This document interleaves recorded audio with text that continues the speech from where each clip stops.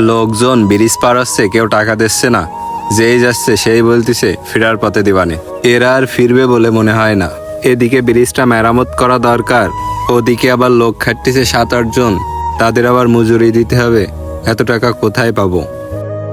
ও ভাই, ব্রিজ পার হইলেন তা টাকা দিবেন না? ব্রিজ পার হতে আবার টাকা লাগে? ও ভাই, এদিক শুনে যান, এদিকে আসেন। কি শুনবো কি? এদিকে আসেন তো ভাই। ও ভাই, ব্রিজ পার হওয়ার টাকা দেবেন না? কিসির টাকা দেবো? ব্রিজ পার হতে আবার টাকা লাগে? টাকা লাগে না মানে? ও ভাই, আমাদের এই ব্রিজটা করতে 4-5 লাখ টাকা খরচ হয়েছে। আপনি কি একটা টাকা দিছেন, নাকি একটা বাঁশ দিছেন, নাকি একটা তক্তা দিছেন, নাকি একটা কাজে এসে সহযোগিতা করেছেন? দেখ, তুই কিন্তু বেশি কথা বলতেছিস। আমার এত কথা শোনার সময় নেই। আর একটা কথা বললি তো ঠ্যাং ঠুং ভেঙে দেবো কিন্তু। বড় ভাই চিনিস তো টেবিল গেলে উঠে দেওয়া হলো। ও ভাই, সে আপনি আমার টেবিল মেবিল উঠাই দিয়ে নেন, কিন্তু আপনি আমার কথাগুলো শোনেন। শোনার পরে আপনার যদি টাকা দিতে ইচ্ছা হয় তাহলে দেবেন, না হয় আপনি ফ্রি পার হবেন। ভাই, আমাদের এই গ্রামের চারপাশে নদী। আমাদের এই গ্রাম থেকে বের হওয়ার একটাই পন্থা ছিল, সেটা হচ্ছে নৌকা। একটা ব্রিজ অথবা সেতু কিছুই ছিল না। নৌকায় যাতায়াত করতে যেয়ে বিভিন্ন সমস্যায় পড়তে হতো। নৌকা ডুবে যেত, নৌকা আসতে লেট হতো, ঝড় বৃষ্টির কারণে নৌকা চলাচল বন্ধ থাকতো। নৌকা চলাচল বন্ধ থাকার কারণে কত ডেলিভারি রুগী ঠিকমতো হসপিটালে না পৌঁছানোর কারণে এই ঘাটেই ডেলিভারি হয়ে গেছে। সব বাচ্চার মামা মারা গেছে।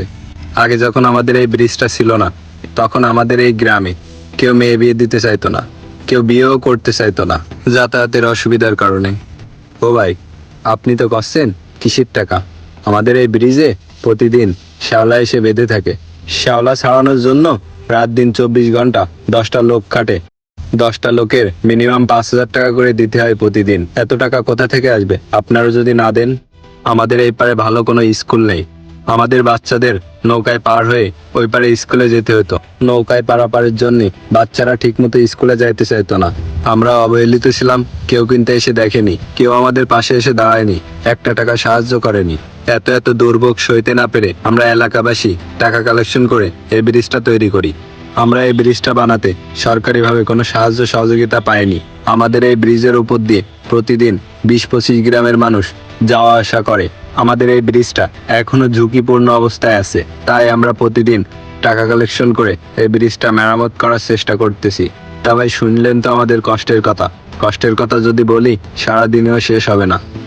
ও ভাই, আপনাকে 2 জনের 20 টাকা হয়, তা আপনারা 10 টাকা দেন। তোমরা তো খুব ভালো কাজ করেছো।